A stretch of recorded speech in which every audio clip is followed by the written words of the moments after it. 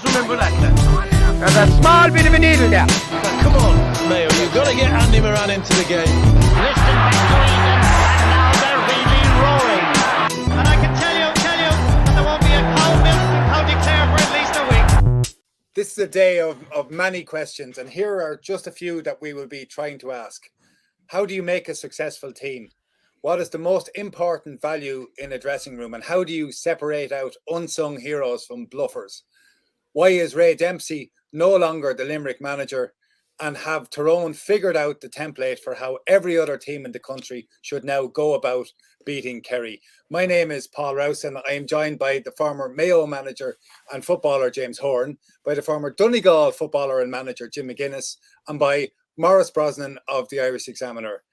I think that every so often something happens in sport that's truly exceptional. And one of those things is Donegal winning the AllIreland Senior Football Championship in 2012.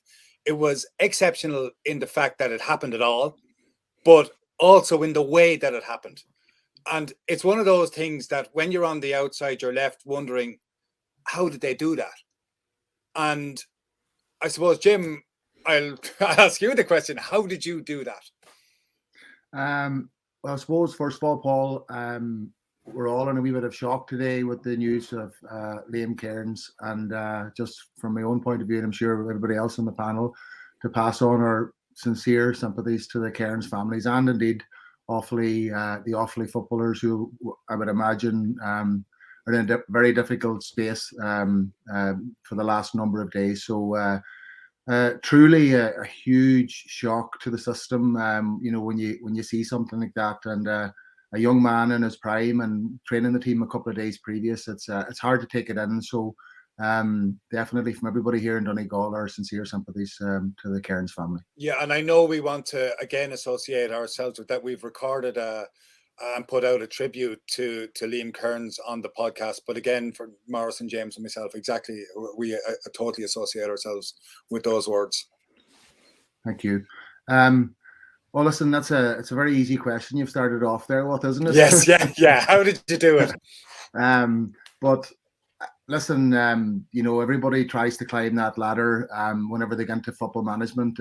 It's really the holy grail, playing for your county and then trying to manage. And obviously, for us, it was probably trying to get to a point where we were trying to be consistent in our approach and trying to be consistent in performances and results ultimately. And I suppose go back to the Ray Dempsey situation. Probably that's something that probably will come into that conversation. Results are very important. But it's a long road to an All-Ireland, and from my own point of view, having played with Donegal and been involved with Donegal teams, and obviously in '92, but then there was a hell of a lot of pain, associated with the team after that, and we had gone 19 years without winning a provincial title, and a lot of those years we had managed to get to provincial finals and not get over the line. So there was a lot of sort of psychological baggage with the team, and trying to overcome that was a big part of it, and trying to sort of climb that ladder. And it's small steps, it's small degrees. If I work with a team now, it doesn't matter, soccer, Gaelic, whatever it is, and they have an ambition of doing something. I think the first question I would always ask them is, what gives you the right to have that ambition? I think that's the first question you need to ask yourself. What gives you the right to talk about being a county champion or a provincial champion or an All-Ireland winning champion? And for me, because everything has moved on so much, the technical aspect of the game, sports science, everything, coaching, tactics has moved on. You have to find a way to differentiate. You have to find a way to create separation. And ultimately, you need to be able to stand on a pitch and look at people and say, I'm ready to take you on today. And I think that was a big part of it for us, that we felt that we had to go. I felt that the team had to go in a different direction. We had to work harder and train harder than probably they had ever did in their lives before. And, people talk about mental toughness and players that are mentally tough or teams that are mentally tough. But, when you can look inside yourself and know that you've left everything out on the pitch that you possibly could have every single night, then you start to, get a quiet confidence that you're doing the right thing, and that it's going to take a fair fella to hold you back, or a fair team to hold you back. And I think that's the foundation block. Without that, you haven't got a hope in hell in many respects, because everybody else is working so hard, everybody else is so focused, everybody else is spending the hours in watching the tape, watching other teams, doing their analysis. So finding that separation, I think, is very, very, very important. Is there a particular value that you would elevate above all others to have in a dressing room? That's probably a bigger question in many respects. For me, that would all come under one word, and that's culture. The culture of a team, an organization, is absolutely huge. And I think your value system comes from the culture. And I just felt, in terms of where we were at and where we wanted to get to, one of the first boundaries that we created was, we wanted to be the hardest working team in the country. And then everything you do comes from that, so you can't just say that and put that up in lights and then go to train and then train at 70%. If you're the hardest working team, you're the hardest working team. And we had the luxury, if you want to call it that, of training in Castlefin in my first couple of years with Donegal. And anybody that knows Castlefin will know that you're about a mile away from the Tyrone border. And we were able to easily point across the couple of fields to Tyrone, because they were the benchmark at that stage in Ulster. They'd won 5 Ulster championships and 3 All-Irelands. And if you were going to do anything in your own province, you had to navigate that problem. So yeah, we used that, as fuel for our own fire and for a benchmark. Why are they doing it? How are they doing it? And try to sort of make sure that really we were competing with them. And if we were competing with them, we knew we could be in a good place in the province. And then if we could navigate that, I've always said this, I always feel that then once you overcome your province, the thing opens up for you. It's a second championship. And the Ulster Championship is such a minefield. You can't take your eye off the ball anyway. So for us, it was one step at a time in Ulster and trying to be as best equipped to take on Tyrone if we managed to meet them in them first couple of years. And in this, I've seen you talk about Tramore out in Dunfanaghy as well then, and the training and the sacrifice that was done there. How do you convince somebody to put that level of sacrifice and that level of commitment into something? I think it's very simple. You have to try and explain to people that it's something bigger than yourself. This is about where we were born, where we were raised, the team that we supported, the county that we supported, the county that we all had aspirations to play for. And that those people were starved. Those people had become a laughingstock almost around the country, and that we were proud. A proud football county. No more than Mayo and what they have done over the last 15 or 20 years in terms of the level that they've been competing at. You can't do that not unless you're a very proud footballing county that continually produces players. And we would consider ourselves in that same bracket. And the likes of a Galway and I suppose Tyrone have, once they won their first All-Ireland, have consistently stayed at that level. And so, yeah, something bigger than yourself is a huge part of it. Who are you playing for? You're playing for your families, for your clubs, your mum and dad, your girlfriend, whatever it is. And I think doing those people proud and doing your county proud allows you to tap into something much more deeper than just yourself. And then on a technical level, the style of football that you brought into Donegal, which built, I think, on Donegal's strengths in terms of passing and movement and a lot of those things. Had you been thinking about that for a long time? Well, I had been thinking about, how I wanted to coach a team for a long time, and looking at other teams and looking at Mick O'Dwyer's teams and John O'Mahony's teams and Sean Boylan's teams and Joe Kernan's teams and all these, people that brought people an All-Ireland and what they did and their style, and you know, a lot of differences there. Like McGuire would have been very much running game, very strong running game, off the shoulder sport would have been huge for his teams. Joe Kernan would have been very much the opposite, nearly the kicking game and long balls inside and brilliant diagonal balls and Stevie McDonald and people like that under them, you know. So you'd be looking at all of that, but really going back to what I said earlier about where we were at as a county and where this group of players were at, what we decided to do was almost protect them psychologically by going defensive. Because in them Ulster finals that we spoke about, when expectation did really, really increase in the county, we didn't just get beaten in them finals. We got destroyed in a number of them, and that's incredibly difficult then to come back from. It's incredibly difficult then to get on the horse. If you beat by a couple of points, it can be a different scenario. But if you're, you know, I think Donegal lost to Cork 127 to 9 points in an All-Ireland quarter-final a year or two before I took over. Like, you know, that's incredibly difficult to deal with. And can you really look at that other team and go, you know, we are good enough to beat you, we are good enough to go pound to pound with you, we are good enough to take you on, you know. And so all of that played into let's be hard to beat, let's stop hemorrhaging goals and go from there and build a defensive structure that will allow us to do that, and ultimately an attacking structure to play out from. And that really was the start point and the focal point for the team. James, how did you look at Donegal when Jim was managing them, in terms of their approach, in terms of what Jim was doing up there, and in terms of what you were doing in Mayo? Yeah, obviously there were and we had many battles down through years. Geez, Jim, I'm thinking of one of our first ones was on the sideline down in Swinford at the challenge match. Do you remember that one? I do. Well. I thought you were crazy then, yeah.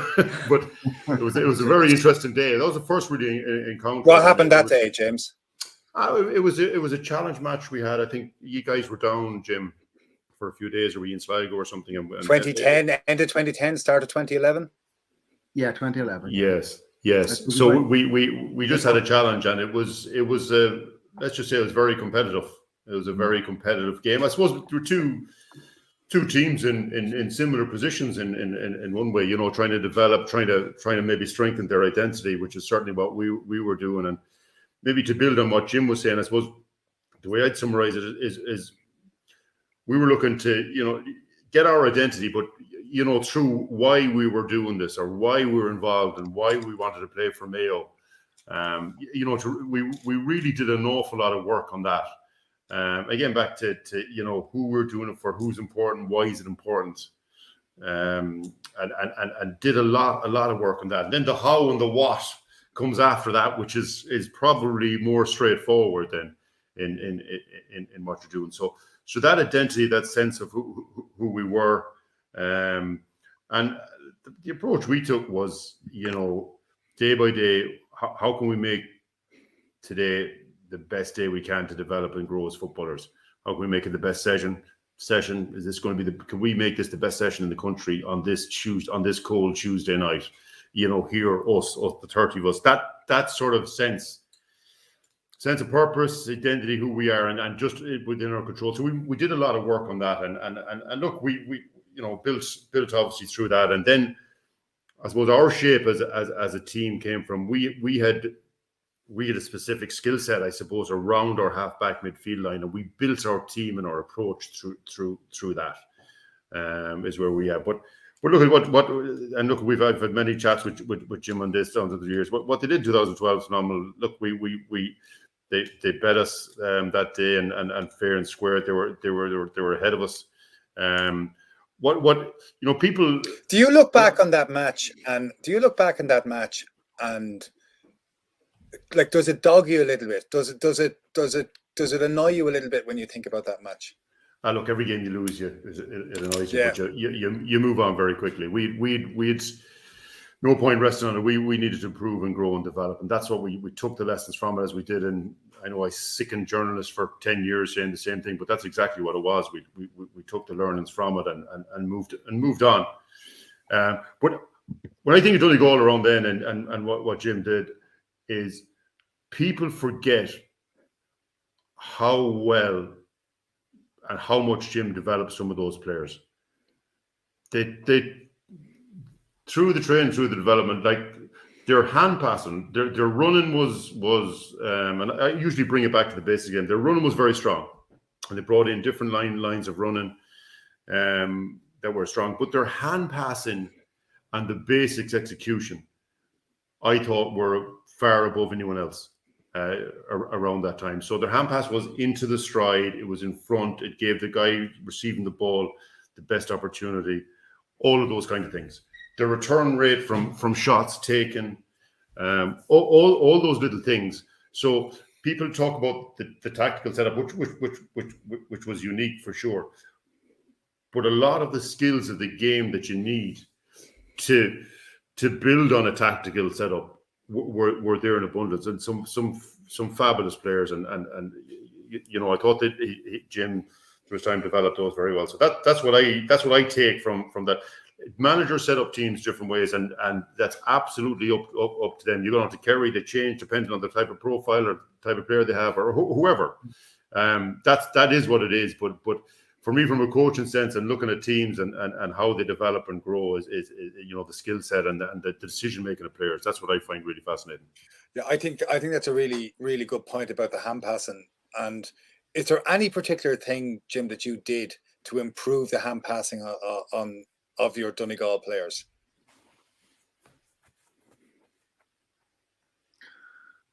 Well, to be honest with you, we did a lot of work on it, but my approach to coaching is that you don't need sort of the circus act. You don't need the bells and whistles. It's about the basic skills, and it's about the execution of the basic skills. And then at a higher level, inter-county football, again, if you want separation, how quickly can you do those skills? So we would have worked off very, very simple exercises, but what we were looking for was as fast as your legs can carry you, as quickly as your hands can do it. And if you start turning up the dial in a hand passing drill, from the normal sort of, you know, if you blow the whistle now and you're with a club team in Galway, for talking's sake, and they do their normal hand passing drill, and you say, no, I want this now to be as quick as you can do it. It's going to be absolutely littered with mistakes. And that was our start point, that, you know, it was okay to have 20 mistakes. And this, I'm only talking now about a minute's work, you know, and it will be littered with mistakes. But the secret is to get from 20 mistakes to 18, you know, to 14, to 10, to 7, and still retaining the speed, the power. You know, really, you should never have the ball in your hand at all. You know, it should be taking the ball to do something with the ball. And if you're carrying the ball, you're leaving yourself open to a tackle at any given time. You know, and nothing else, there's open ground in front of you and you can make use of that. There's no point having the ball in your hand. It's how quickly you can get it, have the decision made in your head where you want to put it before you get it, and the ball goes. And then there's the elements around, you know, and it's funny, I didn't expect to get into this conversation, but breaking that skill down then to, like, you know, you'll see people, you see it at inter-county level all the time. I've seen it the whole way through the National League. People hand passing to a guy and the ball's at their feet all the time. You know, it's inter-county football and they can't put it on the chest. We call that the chest plate, you know, and we'd only give the players from the neck to the waist. And if it's not there, it's not a hand pass. You know, you're working for it. And if you're working for it, it's not going to be perfect. One ball is played inside. And you catch that ball as a full forward and the runner coming off, you might get one chance to score a goal in the game, and you're going to give it too hard, too soft, too low, too high, and that chance is gone. And so I suppose James tipped on that a wee bit earlier. It's just those smaller details and being relentless and going after them, I think, is the most important thing. James, there's an interesting point there, just to come in that, and again, I'd be interested in your thoughts on it.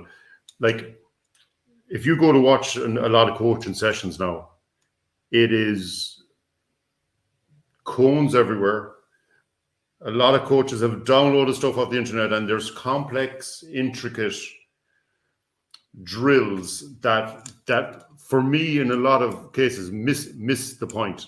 Like, I don't know what you think of this, but if you do a simple, basic hand passing drill before a game, or say at the start of a training session, a lot of players will default into, and it's a loop pass. They take it at the wrong angle. They have to check their stride to go slightly behind them. Slightly, like if a pass goes slightly behind you at intercounty level in a provincial championship, you'll get smashed.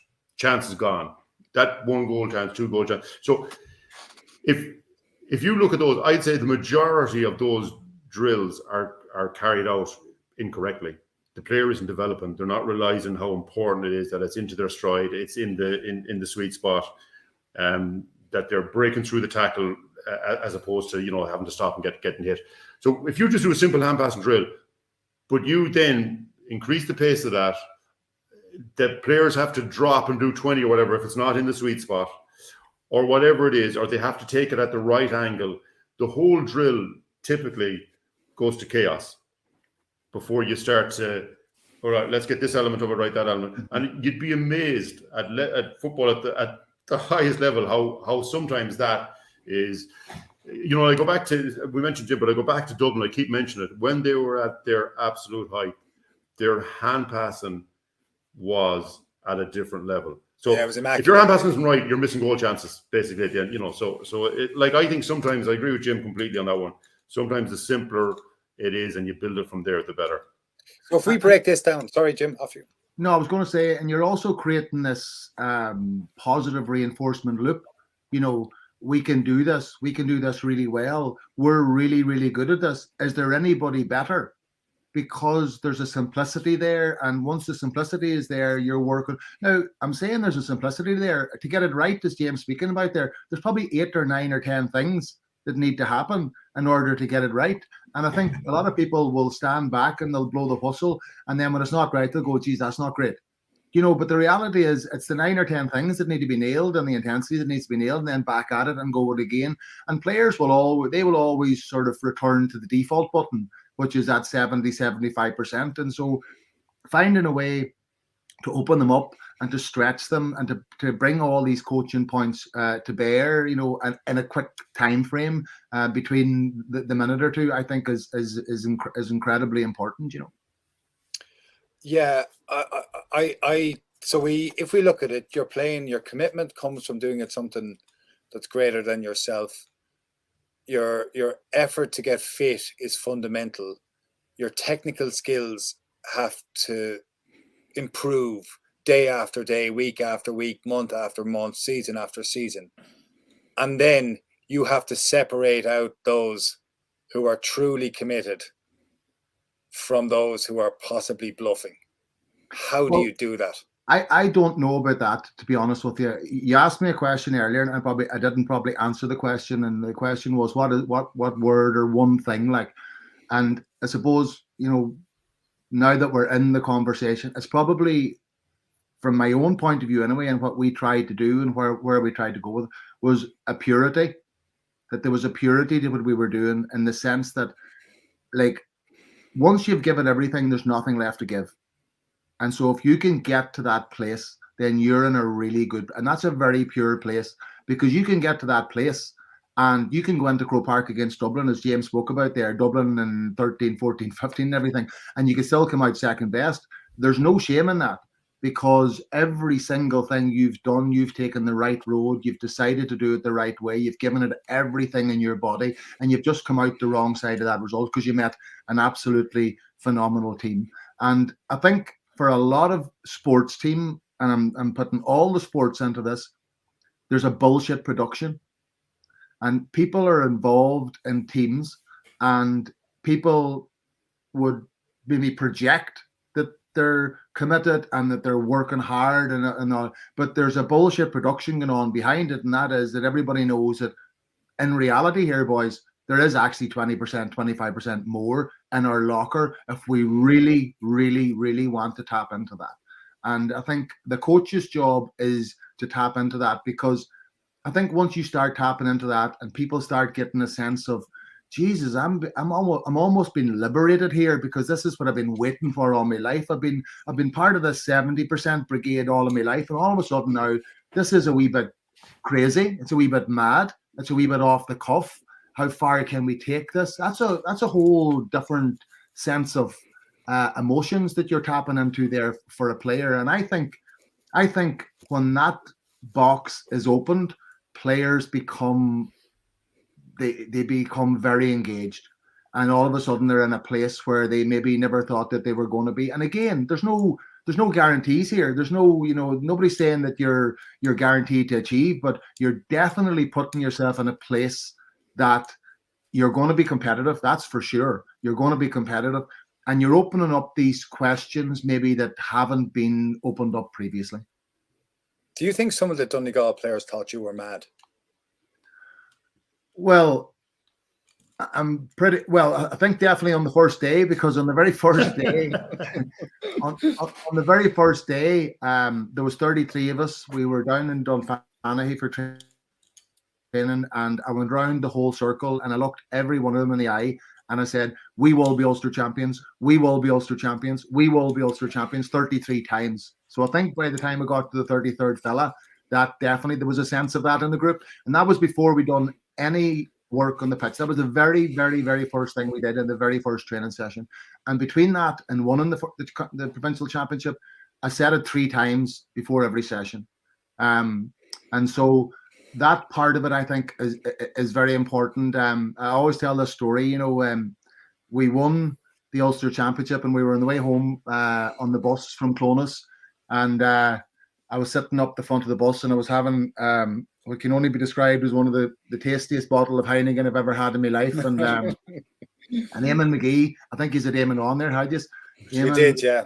Eamon was sitting beside me, when we were just chatting, and it's one of those moments because I was waiting, from '92 to try and get another provincial championship as a player. It never happened.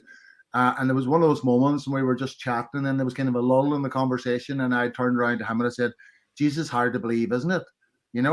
Just casually. And he turned around to me, he says, "Are you fucking joking me?" It's hard to believe. He says, you've told us every single day for the last 9 months that we're going to do it. Now you're telling me it's hard to believe.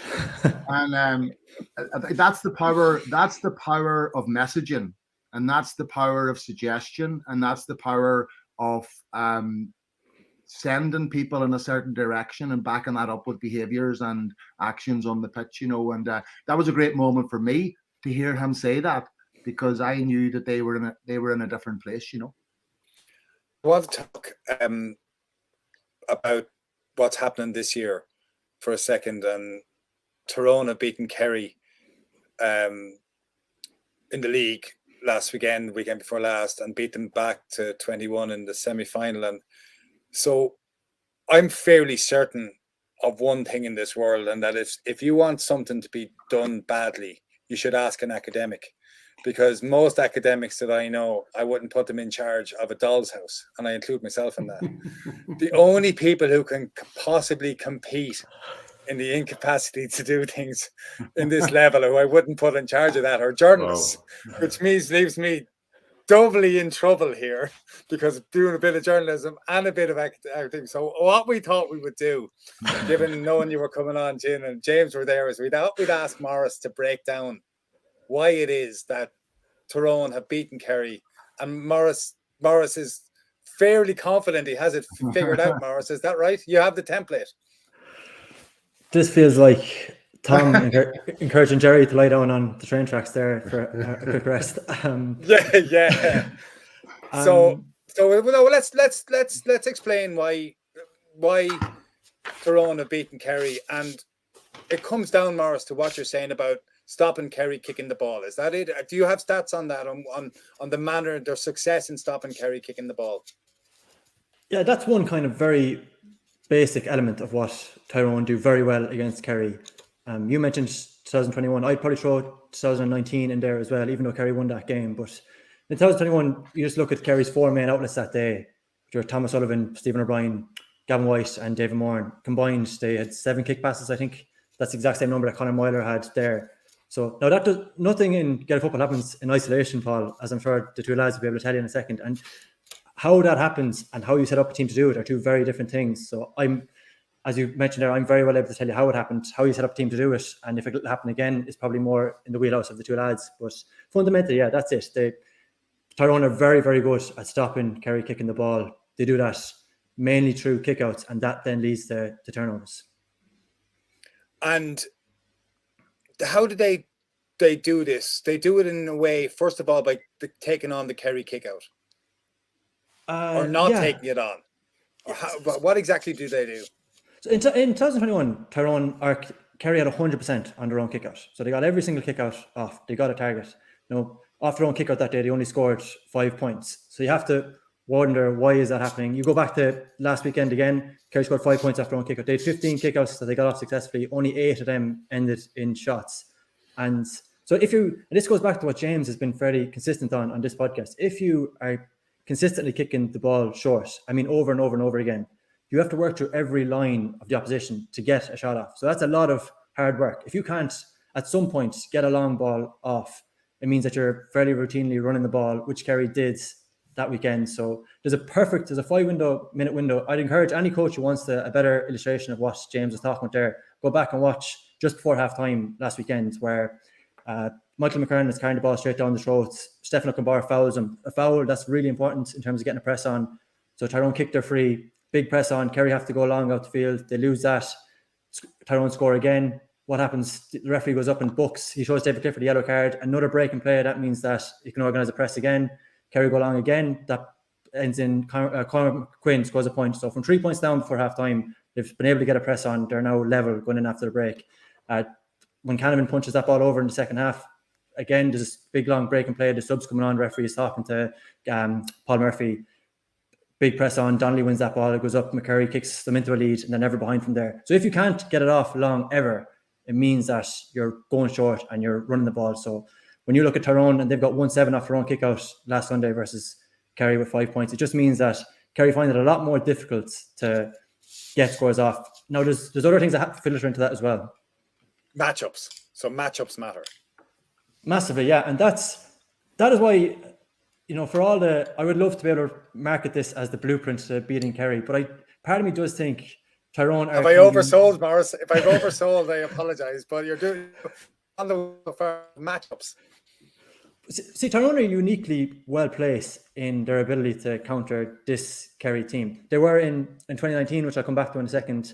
In 2021, Conor Myler, who he spoke very openly about how his Aleda capacity. There's probably not many other players in the country who could match up with Paddy Clifford for 70 minutes, go stride for stride with Paddy Clifford for 70 minutes.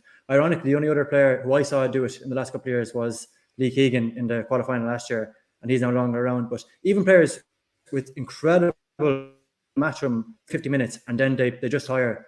And that's what happened to young footballer of the year last year, Jack Lane. He did really, really well on Paddy Clifford for much of that final, but towards the end, it didn't work out. So that's a really good matchup. Pádraig Campsey in 2021, I don't know if you remember the success he had on, Michael Murphy, Tomás Galligan, final against Monaghan, Conor McManus, semi-final, Sean O'Shea, probably got the better of every single one of them. The only player who maybe might have got the better of him was Conroy in the final, but up until then, he was brilliant. He went to David Clifford. Now, on the other side, you talk about one of Kerry's best attackers, a kick-pass option is Thomas Sullivan, but Kerry don't really have another matchup for Darren McCurry, so he ends up following him everywhere. He kept him scoreless, but it also means that he doesn't really have as much ability going forward, which, as we'll come to, was pretty important.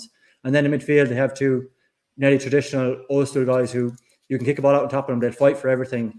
And Kerry don't have that anymore because David Moran is no longer around. So I think they're uniquely well-placed to match up pretty well in almost every line with Kerry.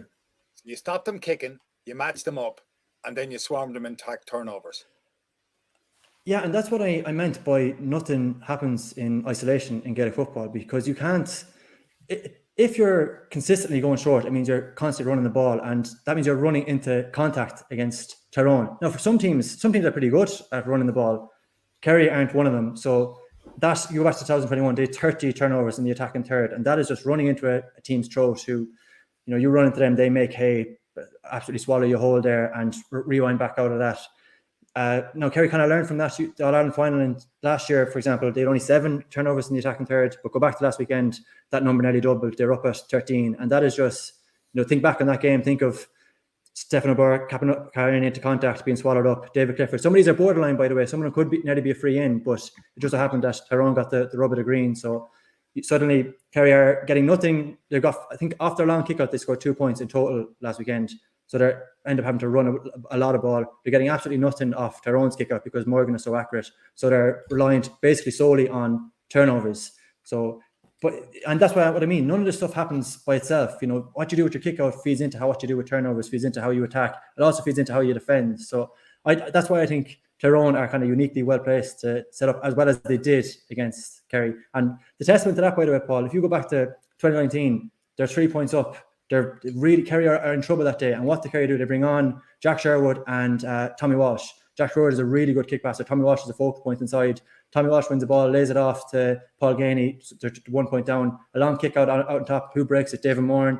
They go up the other end of the field. And then the goal, think back on the Stephen O'Brien's goal. That's a long kick pass after a turnover that they get out after that. So if you have the ability to get out long, it means teams set up differently against you. Whereas if they know it's the same thing over and over and over again. This is a very, as I'm sure the lads are about to tell me, this is a very, very basic explanation of how it works. Well, I think Maurice, I think it's excellent, but I'm really looking forward to the two examiners and what Jim and James have to say about it. Well, who wants to go first?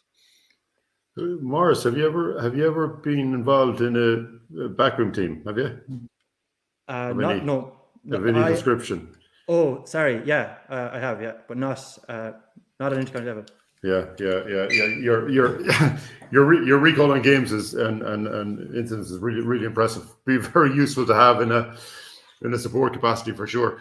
Look, of course, what you're saying, that is right. Like, but when you're talking, matchups, kick out strategy, and what you press, that's probably an blueprint for how you play as a team or for the majority of games. Like the kick out one is really interesting because a lot of teams go short, and if you give it to them, they go short. But a lot of teams now, or teams are starting to move that, as I said to you before, when if you're against a Rory Began or whoever, Niall Morgan, that have that low trajectory kick that can go 70 yards right over the top of the midfield, and we saw Matty Donnelly the last day running onto a ball, one kick over the top, and they're through on goal. So there's an awful lot that's important. Like, so teams now will set up, they'll invite you potentially to go short, and they'll set their trap. So, you give it to that cornerback or that guy, that whatever, you withdraw back into you sort of semi-press, or you do a split press on maybe the other side, and you give it to that guy, but you're going to get him in the middle of the field because you'll have a guy set up to get him, or whatever it is. So, and as you said, that if you're taking it short every time, it takes effort, it takes, you're running it out, it's hard, the opposition know what you're going to do, so they're set and they have their play ready to go. So it can be very difficult. Plus, you've got to run it from one end of the field to the other, through the 6 lines, beating players, whatever. And every pass or every tackle that you incur, the risk of you losing the ball goes up. In very simple terms. So if you're talking about a kick-out strategy, like in my opinion, you got to mix that up. Like, you can look at it one way: the further you can kick the ball, say for example, if you have a wind, the further you can kick that ball and set up to give yourself a high probability of winning the first phase or the second phase with numbers around the break. Doesn't that make more sense maybe than sometimes actually giving free to a guy at the cornerback? So there's lots of different things there. As regards the matchups, I think you're right. We've seen a lot of Kerry recently, and you know the way they want to play. You know where their threats are. How many times, even in this league, have we seen Tom O'Sullivan sneaking up along the sideline and the slicer over the bar? He is their man marker, but at the same time, a huge part of his man marking is when Kerry get it, he goes, because he wants to suck the opposition's top guy out of there as well. So there's a lot going on there. He so did what, it brilliantly what to do against Mayo in the semi-final. I did, yeah. He did, yeah, and he did it well. He did it well, and tried to adapt and change, but did that well. So then you have that, and you've mentioned Gavin White as well. So how Tyrone is set up. But Gavin White is real danger, and Kerry are seriously missing him in the league. Yeah, he is a massive threat. If you're playing Kerry, and I'm sure Tyrone, where we were talking through how Tyrone set up, he's danger because he's that pace. He's that Jack McCaffrey. He has that sort of level of pace that, you know, through a transition, you're in trouble if you lose the ball. You can't get your shape. You can't get set up. So he's definitely one. Just back to the kickouts, and I'll let Jim go back to the kickouts. David Moran is a massive loss for Kerry. Yeah. His strength. Is Jack currently craft. doing everything he can to get David Moran to say, come back for one summer? Come back, please. I don't know what Jack is. I'm sure Jack is trying everything to do everything he can to make Kerry as competitive. But he's a big loss. Like his fielding ability and his foot passing ability is a much unmentioned thing about David. Are massive, and other players got confidence from him or around the setup. So to summarize, you know, Conor Myler, you know, what a player and what a couple of years he's going to have, can take anyone out. And again, he is on the counter-attack when he has the ball as well. The amount of ball that he's handled over the last 2.5 years for Tyrone is massive. So he's a massive player. So him being an option to mark a Kerry guy. But again, the inverse becomes true as well. Anyone's playing Tyrone, you know, what do you do with Conor Myler, and can you prevent Conor Myler from doing Conor Myler things? So it's all that kind of stuff. But look at the matchups again. The last point, matchups are so important, and you have your 4 or 5 players that you can look to put on the opposition. But in that, you need to make sure that when you're moving your 4 or 5 key players to sort of neutralize some of them, that you're not taking away from the power of your game, because that's the danger. You look too much nearly sometimes at the opposition, and it takes away a bit of your power. So look, loads in there, Maurice. I don't know, did I answer everything for you? But yeah, Jim, do you agree with James? Where do you stand on this, or do you agree with Maurice? No, I think my own recollection of the game was that Tyrone got everything right. You know, they got everything right tactically, and they got the matchups right as well. The matchups were very, very important. The one with Paddy Clifford and Conor Myler was incredibly important for them, because he was connecting the defence and the attack for them very well up to that point and during that season. Tyrone that day did go high on them on a number of occasions, but they picked their moments to go high on them in the attacking third, and asked that question. They didn't do it every single time, and the times that they did do it, they knew that they could get pressure. But 80%, no, that's probably wrong. About 50% of their game then was in a mid block, and we covered that game, and we were in the Nally stand, I think it was, and there was actually space for Kerry to kick over the block and into the full forward line. The problem was that Tyrone were so well organised and up for the game so much that they were constantly getting pressure on the ball. And to Maurice's point, that was forcing them to play a shorter game.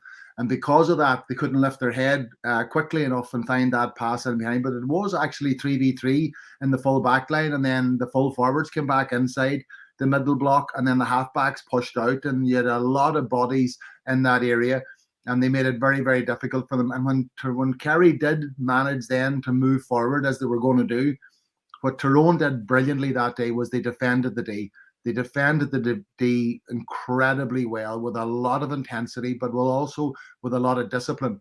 And actually, in actual fact, that gave them the platform to win the game, not because of what they were doing defensively, but because when they turned the ball over, Kerry were so desperate to try and penetrate that they kept pushing players on, and they were then really open. The goals from a Tyrone point of view came from them transitional moments.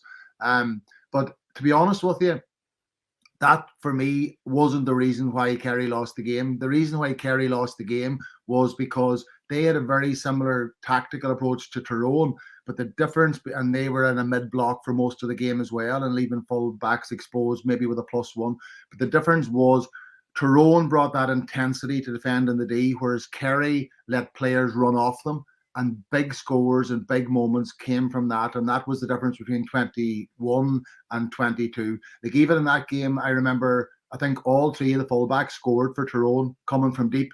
And that was because the people that were marking them didn't track them all the way, and that they went half of the way, 3/4 of the way. They kept going, one more ball in behind, and it ended up in simple tap over points. So Kerry struggled, and if my memory serves me, they struggled physically as well. They struggled, there was a lot of guys going down with cramp in that game, and Tyrone were in phenomenal shape. They were ready for that championship. There's no doubt about that. Good age profile, good athletes, done a lot of work in the gym themselves, and the tactical approach that they took to the game fitted where they were at physically. I think it was a really good match. So they just got everything right. They got everything right and managed to get over the line. And I'll add one more thing. David Clifford didn't finish the game. David Clifford got injured at a key moment. And I think that's... I don't even think it was an injury. I think it was cramp. I think it was fatigue, and I think that was one of the big things going into the following year. Then that that there was a number of them that happened to on the day, and there was a lot made of the fact that there was a significant break going into the game, and that between the Munster final and that game. Yeah. And it did it.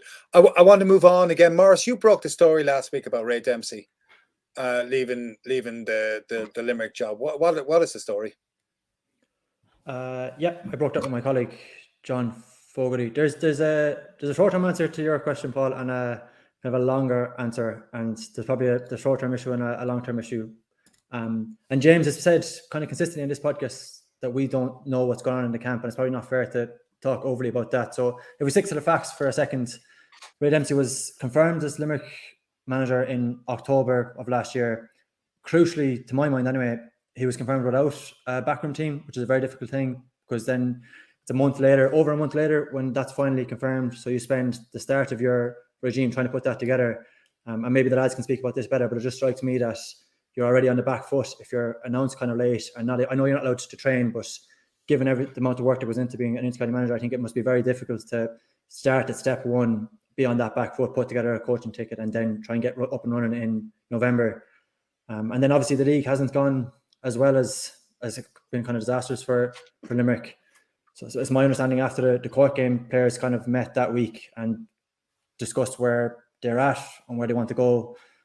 And a week later, last Thursday night, Ray Dempsey kind of realised that it wasn't working out on either end and decided to step aside. So that's the short term. And what's the longer term issue? So that's I'm glad you asked that, because the short term is the one that will get in the headlines. And I think there's a fundamental misunderstanding, and this is particularly prevalent in media. I'd hold my hands up here on this as well. There's a big difference between good people and good structures. So what got Limerick to Division 2 to a Munster final, winning the McGrath Cup last year, I think was good people. If you go back to 2016, they're relegated to Division 4. They haven't won a championship again since 2012. John Broder stepped aside, They're at a very low ebb, and they put together a football selection committee. And on that committee, this is to pick a manager, on that committee is Billy Lee. And whether he was late to a meeting or they were all early, he turned up one day and the committee turned around and said, you should take this job. So he did. He decided he was going to take over Limerick. And Billy told me this in an interview a couple of years ago. He was very conscious of the unique dynamics within Limerick football, the history, the club rivalries, their sense of place, the pecking order, and made a decision. They had Paddy Cassan for a little while, but he made a decision. His entire backroom team kind of needed to be Limerick. They needed to know the state of play. They needed to understand it.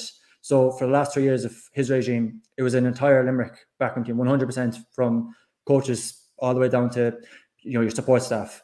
What Billy was brilliant at was that he famously in 2018 he went to war with the county board. But if you actually go back and check what that was about, that's just basic stuff. That was about getting fed after training. It was a player wasn't eligible to play in a championship game because he wasn't registered on time. And beyond that, he did not make a big deal out of various things that he could have. At one stage, they went through 3 years. They played in 9 different home venues. I remember last year there was people talking about a side effect of JB McManus and his funding of the Limerick hurlers might have been that the footballers got to where they were. Like the Limerick footballers had difficulty sourcing a training ground with floodlights for the last couple of years. The hurlers were off in Portugal last week. They're in worlds apart. But there was great people involved in Limerick football, brilliant people like Adrian O'Brien, who was from Kilmallock, a brilliant strength and conditioning coach, worked very closely with the lads, someone like Billy Lee. You go down to the grassroots into the academies, a lot of former players, the last great Limerick team that actually which Liam Kearns, God rest him, was involved in. A lot of those players kind of took it upon themselves that they could not stomach how low Limerick football had gotten. So people like Paul Connert go up and set up an academy. Brilliant people like Shawnee Buckley and Ian Lane and Pat Ranahan. And I probably shouldn't have even mentioned names because I'm leaving people out here, but they all went and got involved as games development officers. But crucially, right, they're all volunteers. And at the same time as all this is happening, there's a report published in 2019 that a report into Limerick football, how low a ebb they're at. And I've read that report. And a couple of recommendations in that, and this is what I'm getting at here. A couple of recommendations that were so fundamental. Like one of the things was they announced this publicly that they were going to hire a games development officer, a full-time games development officer. And crucially in Limerick, you have to be a full-time games development officer because, you know, while the lads are doing brilliant work, if they want to get into schools, get into clubs is one thing, but in Limerick, you've got hurling and rugby and soccer and then football. So it's not clubs you need to be starting with, it's schools. You need to get lads into clubs first. And to get into schools, you can't be working a 9 to 5. You can't be a volunteer. Because if you are, and I know for a fact this happened, if you're getting into schools, you're either taking holidays or you're taking unpaid leave, which again, that's brilliant. For them to do that, they deserve immense credit. This is not a criticism of them, but structurally, that's a problem. You need a kind of a full-time position. So that was 2019. They announced that they're going to hire a full-time games development officer. We're sitting here talking on the March 2023. No news about that full-time officer yet. So suddenly, Billy Lee is no longer involved in Limerick football. Paul Connert is no longer involved. He is no longer in the academy. There's still great people there. Adrian O'Brien, who I mentioned, the strength and conditioning coach, how well-conditioned that Limerick team, is no longer involved. And Limerick I think there's a cliff face there. There was a golden opportunity to take advantage of all the goodwill around the great work Billy Lee did to really embed some proper structural change. And for whatever reason, a lot of it didn't happen. So I think you can be reliant on great people, but it'll only get you so far, because when those great people go, there's a huge void there. So you need to kind of embed stuff beneath that. So that's the long-term answer. It's kind of a fascinating insight into how a county can find itself in a position and then kind of basically let it go from itself. And Jim, I can't let you come on to this podcast and leave without asking you about Donegal, because I hear echoes of, at least in part, of some of the things that you hear coming out of Donegal from what's being said there about Limerick in terms of structures and in terms of development squads and things going forward.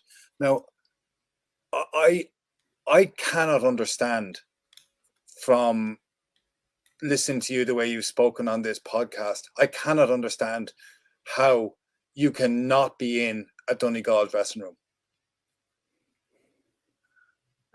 Well, that's a loaded question, Paul. But no, it is a loaded question. I'll ask it differently then. Why are you not in a Donegal dressing room? Well, I suppose that's a conscious decision on my own part. I'd sort of, I'd been involved at soccer at a high level for a number of years. Just finished my pro license. Obviously, the Donegal job came up in the summer, and there was a lot of people looking for me to get involved, behind the scenes, and wondering would I sort of take something on or do something. And when that happens, it's difficult because obviously your heart and soul is where you're from. But I kind of knew that I was just finishing my pro license. I wanted to see what was going to sort of come out of that and move forward professionally in that area. I'm in Dublin this week working with the FAI with their UEFA A licensed coaches, and I love that part of it and love that sort of aspect of it. So it was very difficult for me not to take it. And they did call me, and they spoke to me and asked me, and I explained that. But I did also explain that I wasn't going to go away into the summer. We had come home. We had made that decision as a family, and so I knew I was going to be here up until the summer at least. And so I said that I was, available to do something with the team or help with the team. Rory and Carl were considering that situation, and I was going to sort of go along with them. And then that didn't work. You would have gone in with Rory Kavanagh and Carl Lacey. Rory and Carl, for want of a better word, are your babies. They're the guys that sort of, you coached, and I wanted to see them sort of go on the right foot and help them, and things like this, things like the media, and the first year in management is it's off the charts. It's crazy. You're trying to pull 50 different things together, putting processes in place, all that thing. So to go in with them and help them and sort of be a mentor to them and a tutor to them, help out with the coaching, all of that. And I said that to the county board, and then when the Rory thing didn't work out, they never came back to me. We never had another conversation, But the one thing that I found disappointing about sort of what had happened was, whenever they decided that they were going to put the management team that they have now in place, the whole thing was supposed to be a confidential process. But the night that the new management team was named, everybody that was interviewed for the job was name checked, and I found that difficult, because I was having conversations with the county board saying, I'm going to be here up until the summer anyway. I'm happy to help. I'm happy to do something. And then whenever they named the management team that's there for this year, they said they'd spoken to me, they'd spoken to Rory Kavanagh, they'd spoken to Mark McCune, they name checked everybody, and it was almost like they were sending the signal that we've asked all these guys and they don't want it, and sort of if you were turning your back on your county to a certain extent, and that wasn't the case, because I had said to them that I was happy and available. And even Carl had asked me, when we were speaking about the academy there, Carl had asked me would I do something with the under-14s, and I said that I would.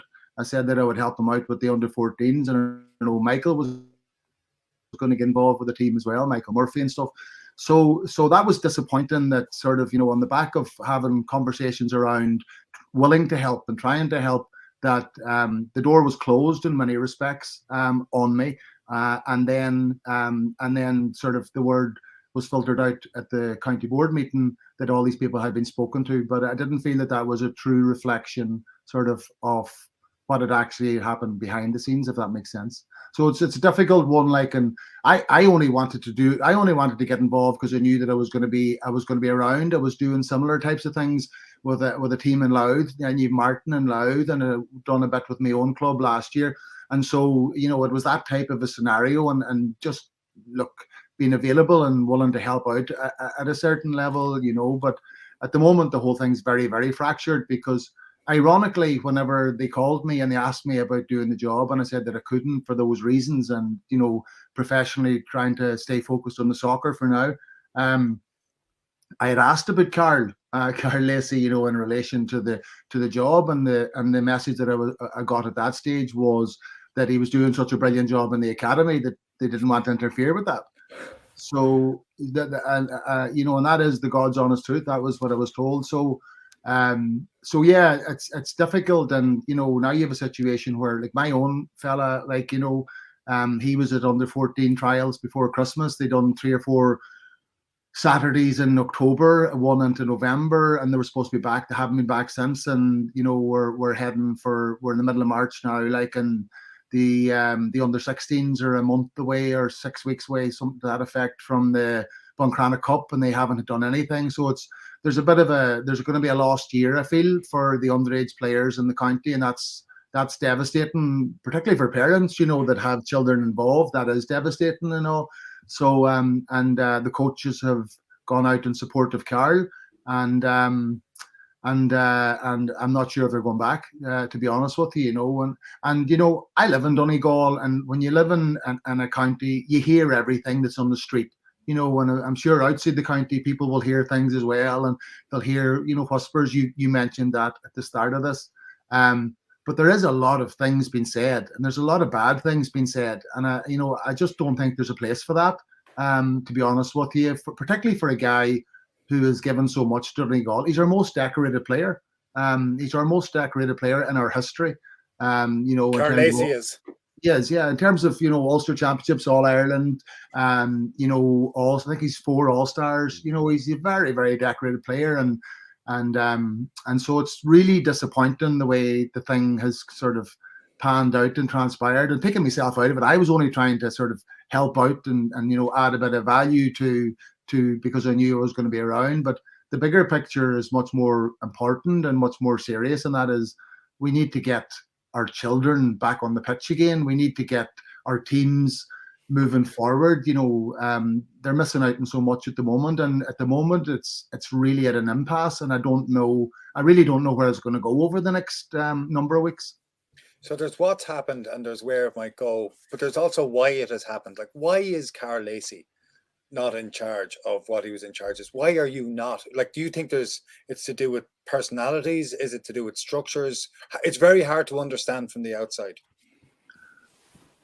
Well, I mentioned about, the confidentiality, like the people that selected the management team for this year, like that process was kept confidential, but then the people that they interviewed wasn't kept confidential. And then obviously, it transpires that, two of the people out of a 3-man committee that selected the management team for this year end up on the backroom team.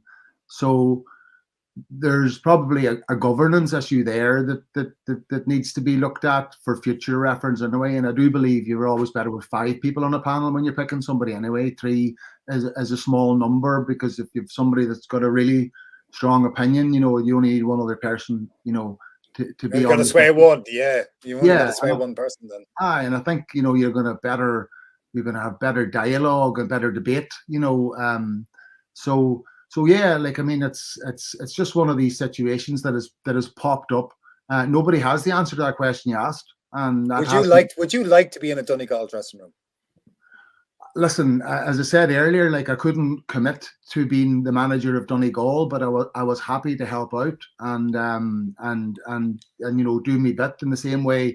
I played for 20 years for my club, and when Martin Reagan says, "Will you come in and do a bit?" Sure, of course you will. Like, why wouldn't you? Like, if you've got a bit of time on your hands at a given moment, of course you'll try and help out, and you'll do a wee bit with them. And that's what it was. But the bigger picture is, we need everything to be looked at. We need the structures to be looked at.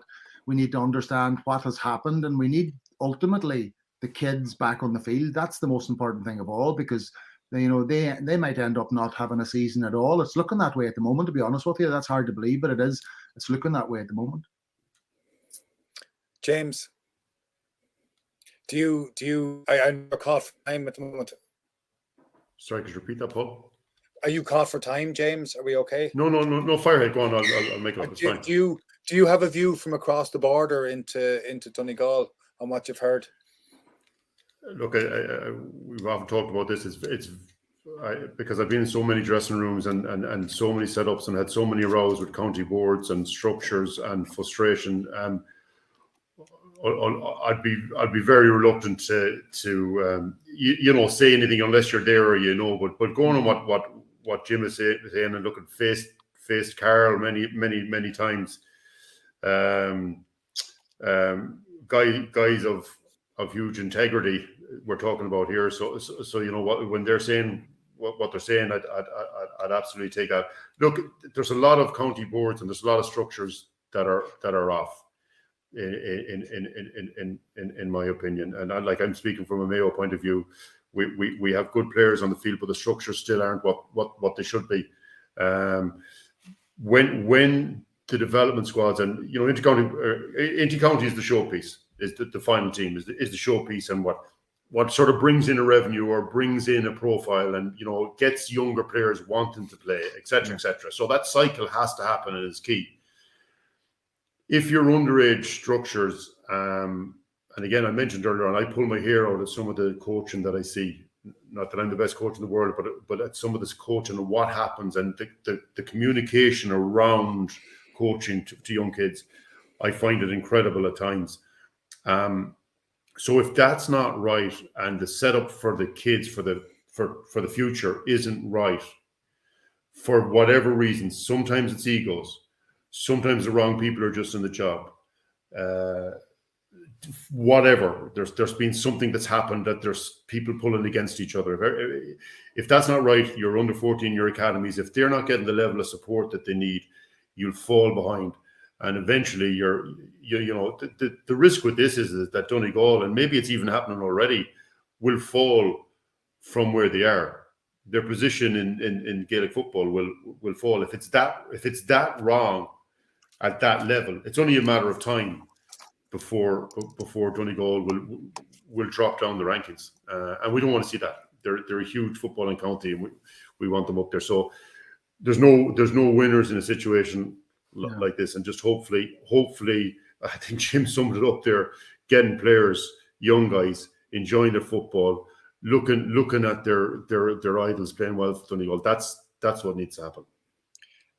It is the most it's the most successful era in Donegal's history, though, isn't it? If you think about it, across 123 years of the Ulster Championship, first played in 1888, Donegal won just 5 Ulster Senior Football Championships, but Donegal have won 5, if I'm right, since you took over, from the time of you took over. So that's 5 championships.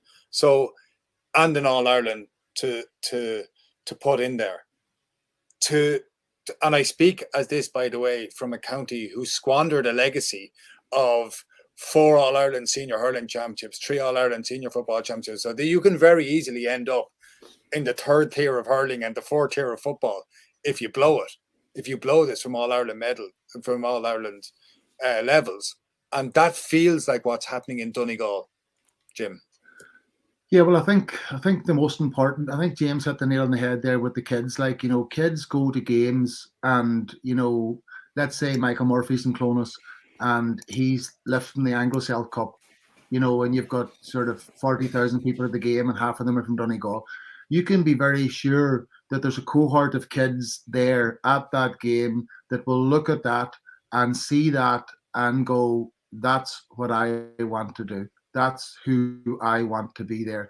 And the following morning, their mindset, that is the moment that they start thinking in a different way about their football and what they've done and what they want to do and everything else.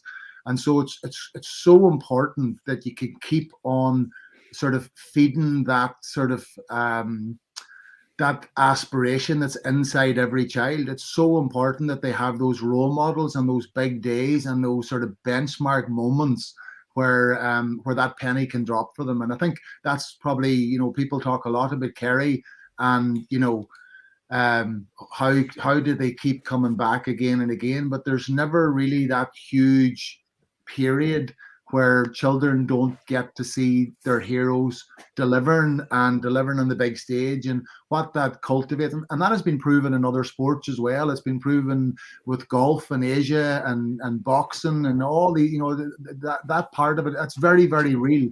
It's very, very real.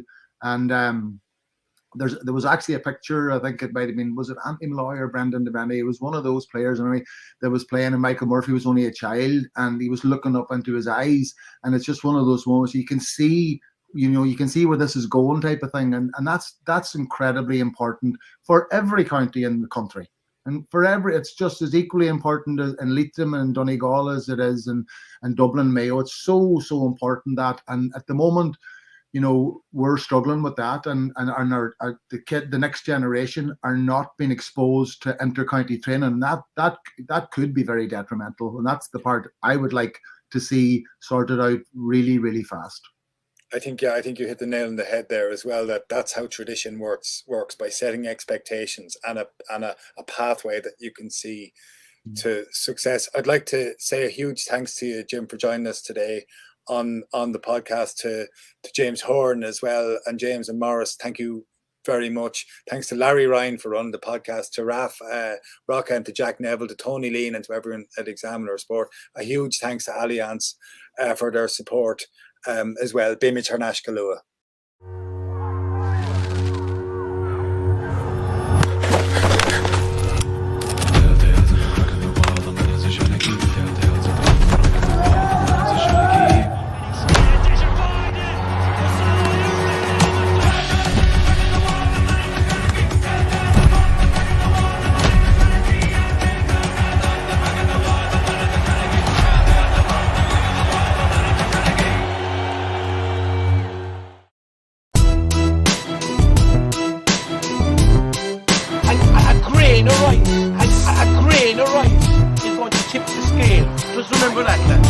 There's a small bit of a needle there. Come on, Mayo, you've got to get Andy Moran into the game. Listen,